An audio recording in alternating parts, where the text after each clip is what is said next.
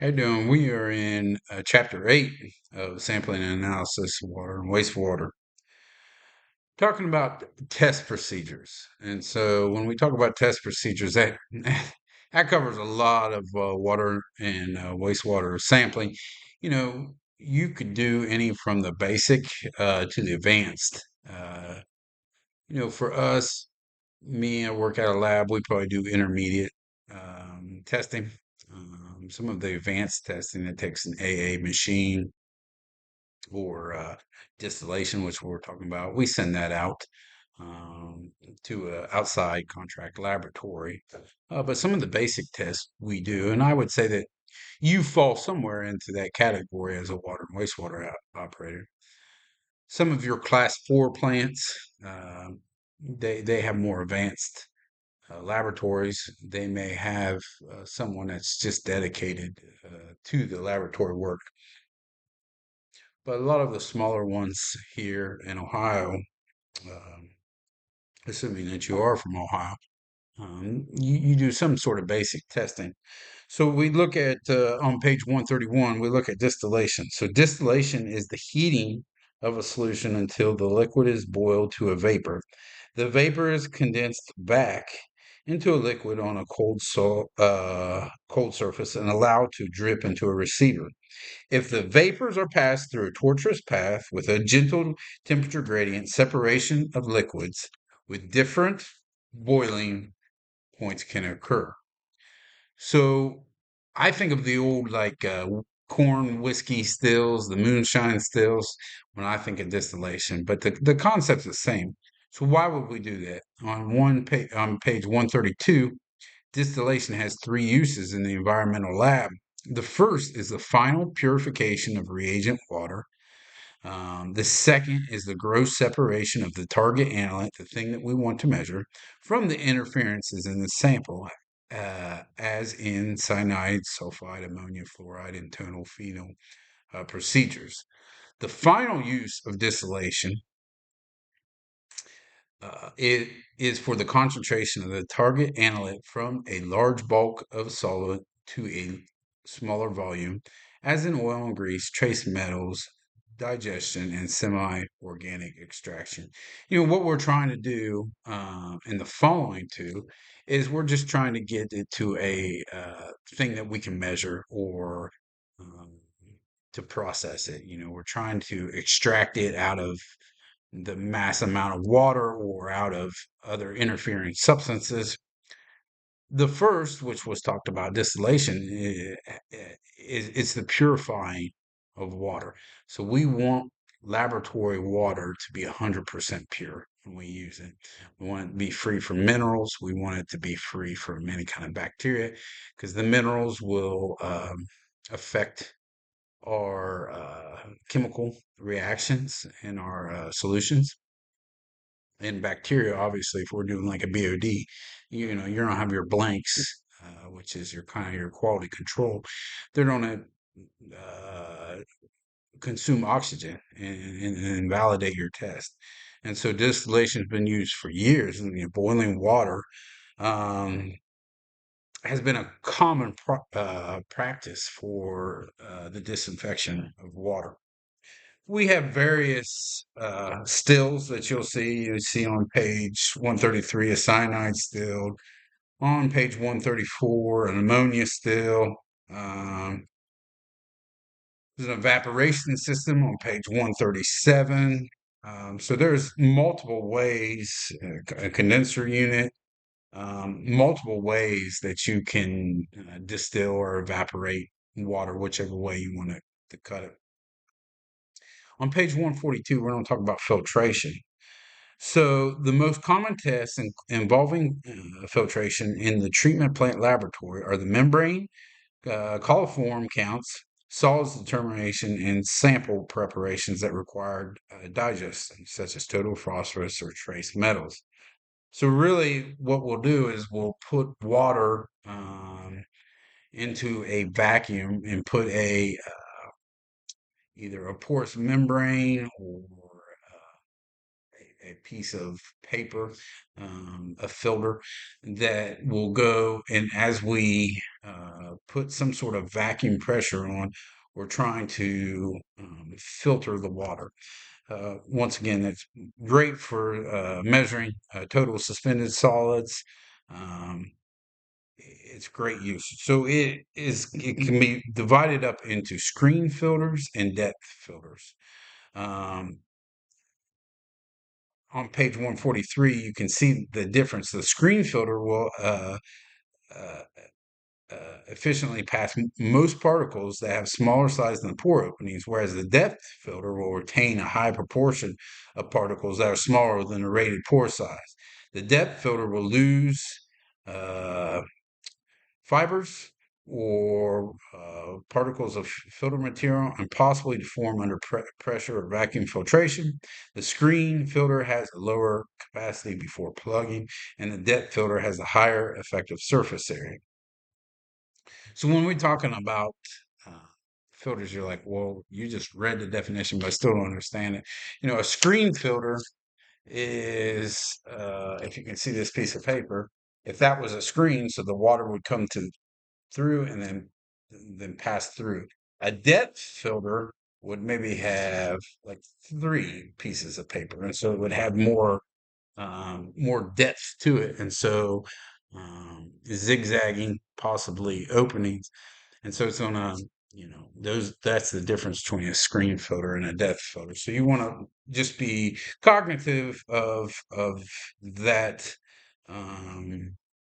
when you're doing um, filtration. Uh, on page 146, all filters, regardless of type, have the potential to contaminate a sample. Filter paper is often overlooked as a significant source of sample contamination, particularly in um, uh, organic testing. Uh, Going through, just kind of giving you an idea in chapter 8, um, on page 152. Uh, grav- Gravimetric determinations were the mainstay of analytic chemistry, combined with melting point determinations and chemical deviations. Um, Now we measure the residue content of samples by gravimetry.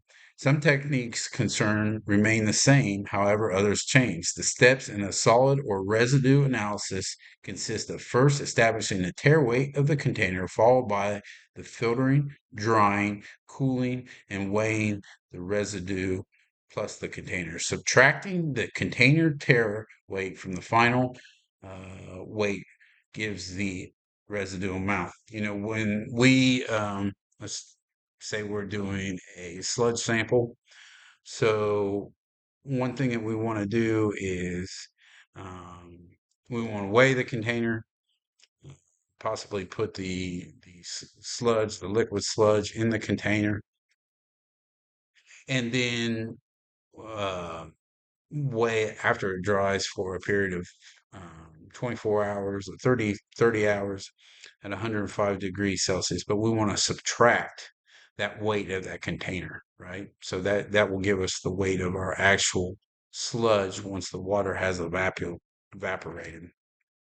Our total suspended solids test will weigh the paper filter in its metal tin. We'll weigh that its initial weight, and then we will take it over to our vacuum filtration, run the water through the filter by vacuuming the water through the filter, and as the solids will settle onto the filter, we'll put that filter back into the metal tin. We'll dry it at 105 for at least a couple hours, and then we'll weigh it out. And what the solids is that are contained on that filter will be our total suspended solids. You can kind of see some of the residual fractions, total solids, total dissolved solids, total suspended solids, total volatile solids. So those are all the solids that we can kind of use. Drying, you can have a drying oven, which is at 105. A muffle furnace on page 154 is required for ashing parts of solid analysis. You usually do that when you are doing sludge samples. On page 155 is a glass desiccator. So your total suspended solids dish, you would take out of the oven and let it cool in that desiccator down to room temperature before you weigh it out. So you don't take something straight out of the oven, weigh it, you take it out, put it in the desiccator, let it um, cool down, and then you weigh out your solids test. That the glass desiccator in the picture on 155 in the bottom, there'll be desiccant in the bottom, and when that desiccant turns a, a pink or a purple, I think it starts at purple or pink, but when it changes from one to the other, and I can't remember what it is, it's time to put new desiccant in. And what the desiccant does is it draws the ambient moisture out of the air and keeps that sample dry. Because even in the air, depending on what season it is, you're gonna have moisture in your laboratory. It says right there, dry rite is commonly used drying material because it comes with an indicator, which is blue when the desiccant is good, and red and pink when its drying capability is exhausted. So you want to keep an eye on that when you're working in the lab. On page 156, analysis commonly make the mistake of removing dried samples from the oven, placing them on a tray, and walking them into the next room to put them in a desiccator. Instead, the desiccator must be immediately adjacent to the oven or furnace for quick transfer of the item when it's still hot. So, you want your desiccator close to your oven. Ideally, you want your scale. You want it to be on a marble top, away from vibration, or away from any kind of water, dust. You want to keep that free from any kind of interferences that has. I've seen on a test question, you want to make sure that uh, it's on a marble top bench. So they actually make benches that are marble top because they don't move. Like the scale we have in our laboratory, I can lean against it. It's not no budge because anytime you budge, in the back of the the scale is a little, it looks like a bullseye and a measuring dot that's in the back, and you want to make sure that scale is perfectly level when it before you do any kind of calibration. Every morning you want to make sure that is level. You'll have weights off to the side, and you want to check the accuracy of that scale with those weights that are provided. Another thing that you don't want to do is those little tins I was talking that hold the paper filter that you use to transfer.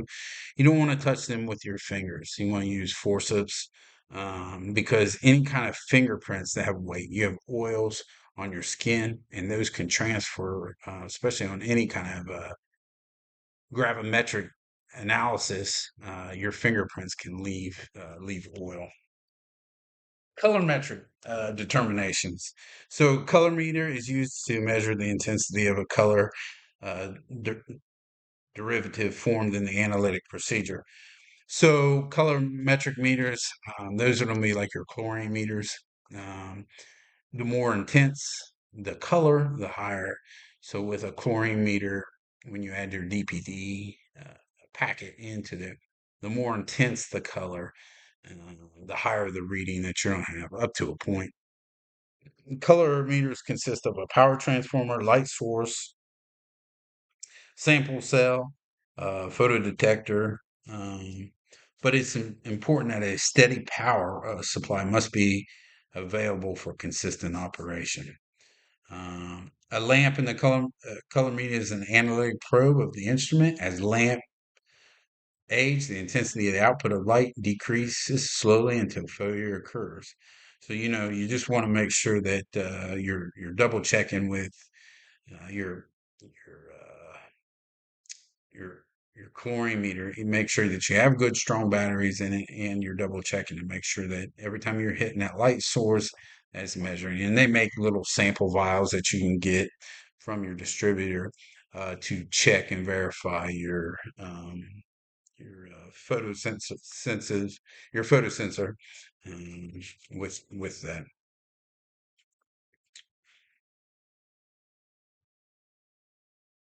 Keep going. Turbidity determinations. So on page 164, turbidity in a sample will change over time with conditions. In most samples, reducing the temperature will cause material to precipitate from the solution and increase the turbidity. But increasing the temperature will, in general, not decrease the turbidity. This is important. Changing the pH of a sample also changes the turbidity. Lowering the pH by adding acid will typically reduce the turbidity caused by inorganic materials. Turbidity caused by organic materials suspended in samples will not be affected. Um, I think that's even in your homework. So when you have turbidity readings, you're going to have that in your surface water plants. Your plants that are taken out of a reservoir, or perhaps you're taking it out of um, a body of water. And so by EPA, you have to monitor the turbidity. Titration. On 165, titration is the addition of a reagent solution of a known concentration from a burette to a known volume of sample until the change indicates complete reaction. So when I used to work in a water laboratory, we would have a titrator with a burette. And basically, what that does is it has a solution that's stored in it. And I would pump it up to 100% or 100 parts per million. And then I would put my EDTA powder in, and I would have it on a mixer. And that water would be mixing, and it would slowly titrate um, the substance into what I was trying to measure for hardness. And that corresponding number, when the color changes to a blue or a purple, that would be the scale on the top would be the corresponding number that then I would either do a multiplication factor, but then would report that to the EPA. If you don't know how a titration works, just Google titration burette standard thing. I may even put it on there in the laboratory. pH and ion selective electrodes on page 169. These are your pH probes that you're going to use. We kind of talked about that. Um, they they're temperature sensitive. Sometimes your electrodes can come in single electrodes or combination electrodes. Um, but you have to condition them. You have to make sure that they're being stored in the right um, standard, and you want to make sure that you're keeping oil and grease off of the tip of the pH probe. And once again, as we covered, I think in a couple lessons ago, you want to make sure you have a good calibration and having a backup in case you need to send it in. Well, I appreciate you watching this video, and I will see you later.